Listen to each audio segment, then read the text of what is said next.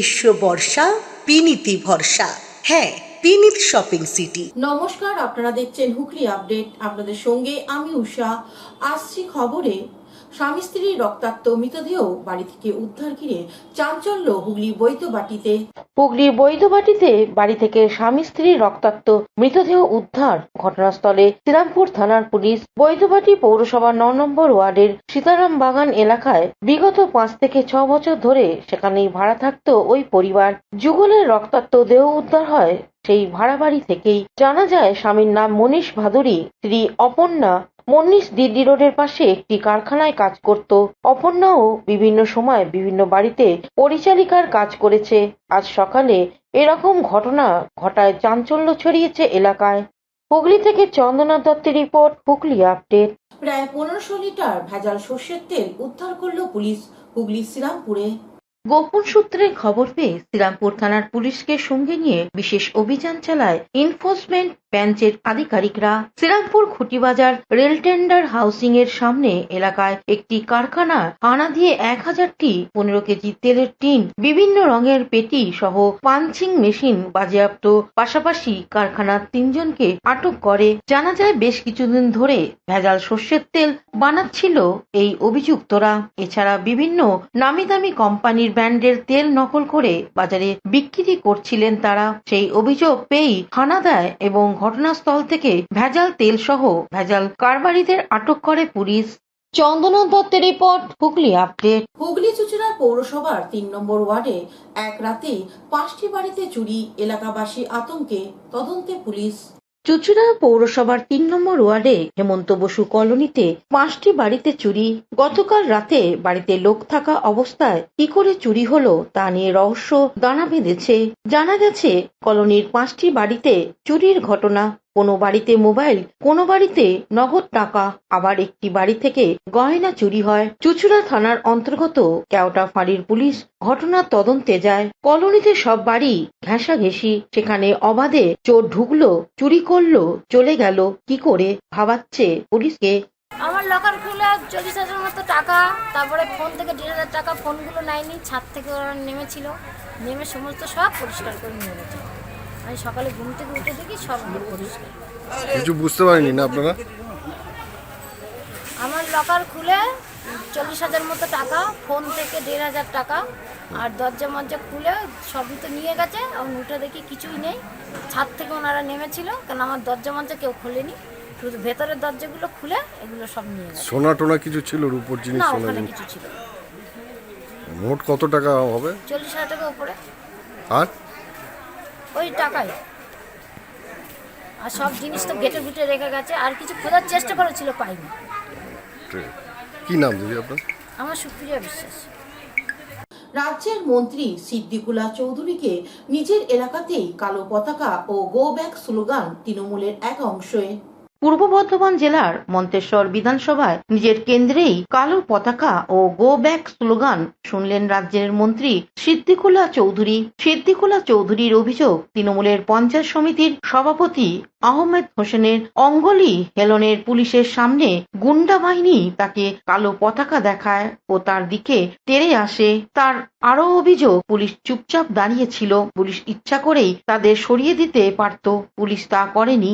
ঘটনাটি ঘটেছে পূর্ব বর্ধমানে মন্তেশ্বরে মালডাঙ্গা এলাকায়। বৃহস্পতিবার সকাল 10টা নাগাদ সেখানে পৌঁছালে প্রচুর মানুষ সিদ্দিকুল্লাহ চৌধুরীকে কালো পতাকা দেখায় এবং গো ব্যাক স্লোগান দেয়। ঘটনাকে কেন্দ্র করে প্রবল চাঞ্চল্য ছড়িয়েছে ওই এলাকায়।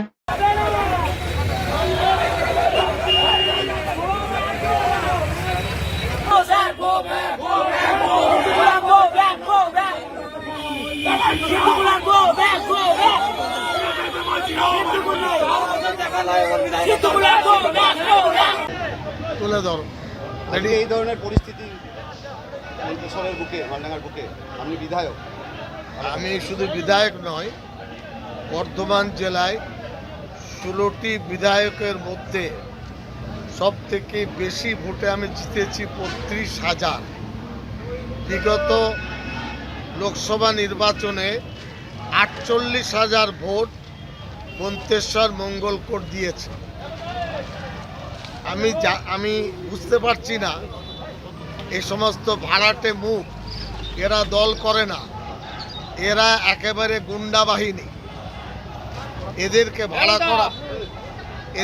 ভাড়া করা হয়েছে এবং তৃণমূল দলকে ধ্বংস করার, অপমানিত করার, মমতা ব্যানার্জিকে হেয় করার চেষ্টা হচ্ছে। আমার আজ থেকে একটা সন্দেহ তৈরি হচ্ছে যে এত শক্তি পাচ্ছে কোথায়? এদের সাথে মাওবাদীরা তো যুক্ত নেই, এরা শক্তি পেল কি করে? দলের ক্যাবিনেট মন্ত্রী আজকে আমাদের এখানে যে তোলাবাজ, ধান্দাবাজ, চিটিংবাজ মন্ত্রী আছে, শুধুমাত্র তোলা ছাড়া কিছু বোঝে না। আজকে 4 বছর অতিক্রান্ত হয়ে 5 বছর বিধানসভায় পড়লো। আমরা ভেবেছিলাম যে আমরা একজন ক্যাবিনেট মন্ত্রী পেয়েছি, মন্তেশ্বরবাসীর সুরাহা হবে। স্বাধীনতার পর প্রথম ক্যাবিনেট মন্ত্রী পেয়েছি, কিন্তু আমরা কি দেখলাম? সাধারণ মানুষের সব আশা থাকে না ডাল গম বাড়ির। কিছু মানুষের সার্টিফিকেটের প্রয়োজন হয়, যেমন ছাত্রছাত্রীদের মেডিকেলের, সেই সমস্ত সার্টিফিকেট থেকে এই এলাকার মানুষ বঞ্চিত হয়েছে। তাই এলাকার মানুষ আজ বিক্ষোভ দেখাইছে। আজকে পরিযায়ী শ্রমিকের মতো তিনি এসছেন, কিছু তোলাবাজকে নিয়ে, কিছু গুন্ডাকে নিয়ে। মন্তেশ্বরের সাধারণ মানুষ আজকে 4 বছর পর আজকে দালালি করতে এসছে। মন্তেশ্বরের মানুষ এর জবাব দিচ্ছে।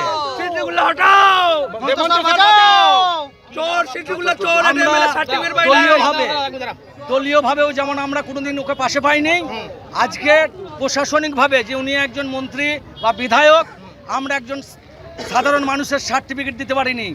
বিধায়কের কাছে সার্টিফিকেট আনতে গেলে বলেছে স্ট্যাম্প আনিনি।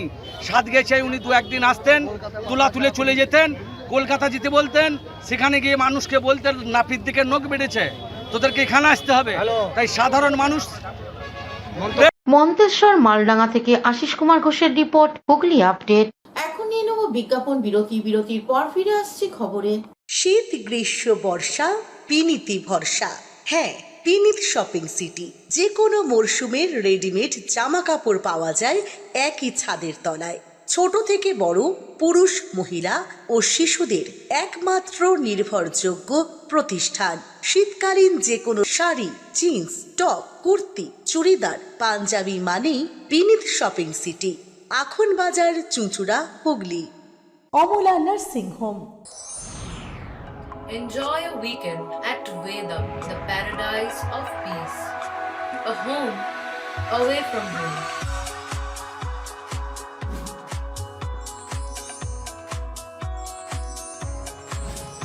See yourself resonating with the nature. Vedam welcomes you to create your best memories. Aqua Marina, your customized magician. Welcome aboard and see the magic unfold. বিরতির পর ফিরে এলাম খবরে। চুঁচুড়া অবিক্রম পত্রিকার উদ্যোগে আগামী 8ই জুলাই চুঁচুড়া রবীন্দ্র ভবনে কবি সুবোধ সরকারের কবিতা জীবনে 50 বছর পূর্তি অনুষ্ঠানের প্রচার ট্যাবলো আনুষ্ঠানিক উদ্বোধন হলো চুঁচুড়া ঘড়ির মোড়ে। চুঁচুড়া রবীন্দ্র ভবনে আয়োজিত সুবোধ সরকারের কবিতা জীবনের 50 বছর পূর্তি উদযাপন অনুষ্ঠান উপলক্ষে চুঁচুড়া ঘড়ির মোড়ে এক সুসজ্জিত ট্যাবলোর শুভ সূচনা হলো। নারকেল ফাটিয়ে, রিবন কেটে এবং ফুল ছিটিয়ে শুভ সূচনা করেন প্রখ্যাত সাহিত্যিক স্বপন মজুমদার। উপস্থিত ছিলেন সনদ দে, লেখক অমিত রায়, কবি প্রভাত কুমার মিশ্র সহ অন্যান্য বিশিষ্ট ব্যক্তিবর্গরা। এরপর উপস্থিত ব্যক্তিরা একে একে সকলে ভাষণ দেন। শুভ সূচনার পরে গোটা চুঁচুড়া শহর ট্যাবলোটি পরিক্রমা করে। এরপর এই অনুষ্ঠান প্রসঙ্গে লেখক অমিত রায় এবং সনদ দে সাংবাদিকদের কি জানাচ্ছেন শুনবো। অ্যাকচুয়ালি সুবোধ সরকার যারা কবিতা লেখেন তাদের কাছে এই মুহূর্তে যারা বেঁচে আছেন যে সমস্ত কবিরা, এই মুহূর্তে বাংলা ভাষার একমাত্র ভারতীয় কবিমুখ সুবোধ সরকার, আর কেউ নেই। যারা বিরোধিতা করছেন, হতে পারে তার কোনো রাজনৈতিক আদর্শ আছে, হতে পারে তার কোনো রাজনৈতিক অবলম্বন আছে, কিন্তু তিনি একজন প্রশাসনিক বাংলা কবিতা একাডেমির তিনি সভাপতি। আমাদের কাছে সেটাই বিচার্য। এবং তার কবি জীবনের, সুবোধটার তো 75 বছর বয়স, কিন্তু তার কবি জীবনের 50 বছর একে আমরা অস্বীকার করতে পারি না। যদি কেউ অস্বীকার করি তাহলে বাংলা কবিতাকে আমরা অস্বীকার করবো, এবং তাই এই উত্তর। সুবোধ সরকার একদম পশ্চিমবঙ্গ একটা ব্যানার হয়ে দাঁড়িয়েছে অবশ্যই, এবং তার নামে তো কবিতা একাডেমিতে অনেক ভ্রান্ত তথ্য, যারা এসব করছেন তাদের অনেক কথা আমরা বলতে পারি। সুবোধ কবিতা একাডেমিকে অত্যন্ত ভালোভাবে পরিচালিত করছেন। আপনারা দেখবেন প্রচুর আবৃত্তি শিল্পীরা আসবেন যারা কবিতা একাডেমিতে পারফর্ম করেন, কবিতা উৎসবে প্রচুর আমাদের শহরের কবিরা থাকবেন, সবাইকার অভিজ্ঞতা শুনবেন, তাদের অভিজ্ঞতা খুব ভালো। কবে এই অনুষ্ঠানটা করছে? 8ই জুলাই চুঁচুড়া রবীন্দ্র ভবনে ঠিক বিকেল 5টায়। এবং সেই অনুষ্ঠানে সুবোধদা কবি হিসেবে 50 বছর কিভাবে পেরিয়ে এলেন সবাই জানেনই না। সুবোধদার বিগত দিনের কথা, সেই কৃষ্ণনগরের বস্তিতে থেকে গান শিখিয়ে যে লোকটা জীবনযাপন করেছেন, চালা উড়ে গেছে বাড়ির উপর থেকে, বৃষ্টি পড়ছে, সেই অবস্থা থেকে দাঁড়িয়ে আজকে তিনি কবি সুবোধ সরকার সারা বিশ্বে ভারতীয় একমাত্র কবি। এই সমস্ত জার্নির কথা সুবোধদার নিজে মুখে বলছেন। অমিত রায়, অভিক্রম পত্রিকা। এই যে একজন কবি নিরন্তর কবিতা লিখেছেন 50 বছর, তার শুধু তাই নয়, তাকে কেন্দ্র করে চুঁচুড়ো তথা হুগলি জেলার যেসব কবি সাহিত্যিক রয়েছেন তারাও এই এই উদ্যোগে অমিতের এই উদ্যোগে অভিক্রম পত্রিকার এই উদ্যোগটা অসম্ভব কী বলবো অভিনন্দনযোগ্য, এবং আমরা সকলেই কোনো না কোনোভাবে এটা সমৃদ্ধ হচ্ছে। হ্যাঁ, তো এই জাতীয় অনুষ্ঠান আরও হোক, এবং 8 তারিখে যে রবীন্দ্র ভবনে অনুষ্ঠান হবে আমরা চাই সকলে মিলে যোগদান করুন, সকলে আসুন এবং সকলেই কবিতা পড়ুন, সকলেই কবিতার সঙ্গে থাকুন, এটা কিন্তু আমরা চাই। একবার সুবোধ সরকারের 50 বছর এবং তাতে হুগলি জেলার ট্যাবলো, এটা কতটা অভিনয় এর আগে কখনো কোনো কবিকে কেন্দ্র করে এই জাতীয় অনুষ্ঠান হয়নি আমার অন্তর দেখার জন্য। আপনার নামটা কি বলুন? আমার নাম সনদ। তো কবিই একজন কবি, এটা তো কী বলবো, ডিজিটালে এটা করতে বলেননি, একজন অন্য কবি তার নিজস্ব অসাধারণ, এইভাবেই কবি বেড়ে থাকেন পরবর্তী প্রজন্মের কাছে। হ্যাঁ, এটাই আছে। হুগলি থেকে অভিষেক গুপ্তার সঙ্গে চন্দনা দত্তের রিপোর্ট, হুগলি আপডেট। চুঁচুড়া কেওটা জগন্নাথ প্যালেসে জগন্নাথ দেবকে 56 ভোগ নিবেদন করা হলো। রথযাত্রা হয়ে গেছে, বর্তমানে জগন্নাথ দেব মাসির বাড়ি। আগামী 5 জুলাই উল্টো রথ অনুষ্ঠিত হবে, আর 3 দিন আগে কেওটার জগন্নাথ প্যালেস 56 ভোগ অনুষ্ঠিত হলো। এখানে রথের টান হয় না, জগন্নাথ বলরাম সুভদ্রার পুজো হয় সারা বছর শেঠ পরিবারের কর্ত্রী পিয়ালি শেঠের ব্যবস্থাপনায়। আর রথযাত্রার 7 দিন জগন্নাথ প্যালেস বিভিন্ন অনুষ্ঠান ও গুণীজনদের সম্বর্ধনা দেওয়া হয়। গতকাল পরিবেশিত হয় বাউল গান।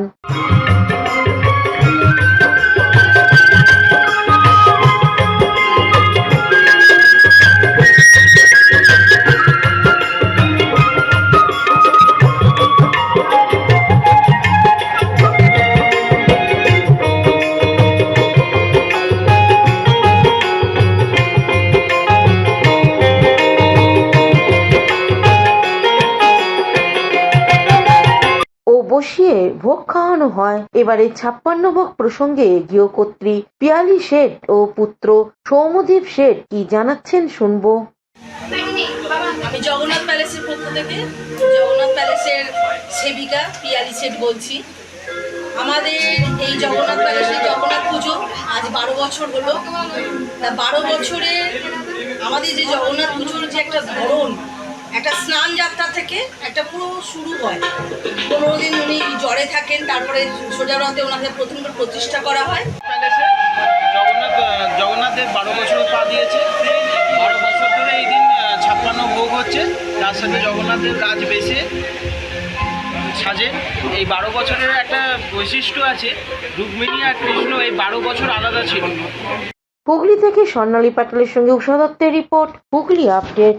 হুগলির বালিরমোড় রথযাত্রা কমিটির জগন্নাথ দেব বর্তমানে আছেন বালিরমোড় বেলতলা দুর্গা মণ্ডপে। বাড়ি ফিরবেন উল্টো রথের দিন ভাই বোনকে সঙ্গে নিয়ে। জগন্নাথ দেব বর্তমানে মাসির বাড়ি আছেন। আগামী 5 জুন উল্টো রথ অনুষ্ঠিত হবে। হুগলি বালিরমোড় সার্বজনীন রথযাত্রা জগন্নাথ দেব আছেন বালিরমোড় বেলতলা সার্বজনীন দুর্গা মণ্ডপে। প্রতিদিনই থাকছে বিভিন্ন অনুষ্ঠান। উপস্থিত থাকছেন পৌরপ্রধান অমিত রায় সহ বিশিষ্ট ব্যক্তিরা। রথ কমিটির সভাপতি ঝন্টু বিশ্বাস এক সাক্ষাৎকারে কি বলছেন শুনবো। তথ্য সংস্কৃতি সংস্থা থেকে আমরা এখানে আসছি। সার্বজনীন রথযাত্রা তো আমরা বালিমোড় এই রথযাত্রা কমিটিতে এসে আমরা নিজেরা ধন্য মনে করছি। অর্চনা চলছে, এখন সঙ্গীত অনুষ্ঠান চলছে। তারপরে এসে দেখলাম আমার খুব কাছের দাদা বাইশদা জানাচ্ছি এবং প্রভু সকালবেলা রাত্রিবেলা রোজ আমার সঙ্গে দেখা হয়। আমাদের কারবার আরোগ্যর একজন উনি সদস্য, ওনাকে দেখে তো আমি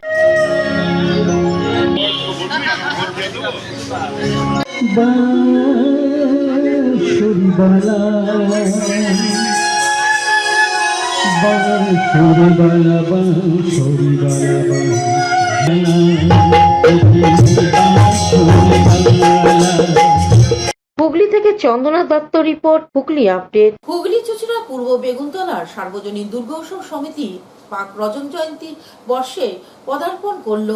নমস্কার, আমি মল্লার, তালবাদ্যশিল্পী এবং সুরকার মল্লার ঘোষ। পূর্ব বেগুনতলা জাগরণী সংঘের পূজার, মহাপূজার, দুর্গাপূজার এবারে প্রাক রজত জয়ন্তী বর্ষ। এই 24তম বর্ষের দুর্গাপূজার খুঁটি পূজা অনুষ্ঠিত হতে চলেছে আগামী 5ই জুলাই সকাল 11টায় কারবালায়, চুঁচুড়া, হুগলিতে। আমার সহধর্মিণী মল্লিকা, বাচিক শিল্পী, কবি এবং অভিনেত্রী মল্লিকা ঘোষ এবং আমরা দুজনেই এই খুঁটি পূজার অনুষ্ঠানে আমন্ত্রিত হয়েছি। আমাদের এই অনুষ্ঠানে আমন্ত্রণ জানানোর জন্যে কর্তৃপক্ষকে হৃদয় থেকে ধন্যবাদ জানাই। আমরা অবশ্যই প্রয়াস করব হাজির হতে এবং এই বছরের পূজার যিনি কাণ্ডারি, যিনি থিম শিল্পী, তিনি হচ্ছেন বিশিষ্ট শিল্পী আশিস দাস। তার অসাধারণ সৃজনে গড়ে উঠবে এই মণ্ডপ। আর খুঁটি পূজার এই পর্বে আমাদের আগমন আমরা অত্যন্ত শ্রদ্ধা ভরে পালন করবার চেষ্টা করব এবং আমরা চাইব আপনারাও সকলে আসুন, আপনাদের সকলের সঙ্গে দেখা হবে এবং এই 5ই জুলাই যে খুঁটি পূজা, মায়ের পূজার, মহাপূজার যে সূচনা পর্ব, সেই সূচনা পর্বে আমরা প্রাণ ভরে প্রণাম জানাবো মাকে এবং আশীর্বাদ প্রার্থনা করব একসঙ্গে। ভালো থাকবেন, দেখা হবে, নমস্কার। এখনকার মতন খবর এই পর্যন্তই। প্রতিদিন দেখুন হুগলি আপডেট। নমস্কার।